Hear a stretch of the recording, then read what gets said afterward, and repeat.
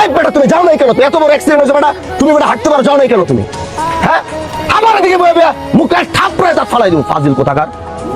আবার এনে বয়ে অপরাধ স্বীকার না করে আবার গলা একদম গলা নামাই দিব তোর বেটা।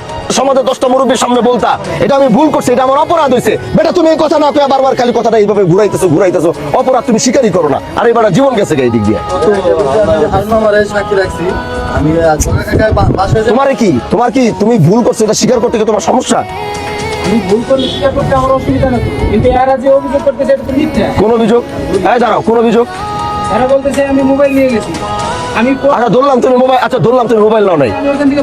আচ্ছা পালায় আসো নাই, আচ্ছা পালায় আসো। এই দাঁড়াও, এই বেটা দাঁড়াও, পালায় আসো নাই, এমনি আসছো। এখন তারপর এখন কি বলেন? তারপরে কি তুমি আর ওখানে ওর বাড়িতে যাওয়া দরকার ছিল কিনা? কেন যাও নাই তুমি? তুমি কেন যাও নাই? এই তুমি যাও নাই কেন? এই বেটা তুমি যাও নাই কেন? তো এত বড় অ্যাক্সিডেন্ট হয়েছে বেটা, তুমি বেটা হাঁটতে পারো, যাও নাই কেন তুমি? হ্যাঁ, আবার এদিকে বয়ে মুখে থাপড়ায় দাঁত ফালাই দিব ফাজিল কোথাকার।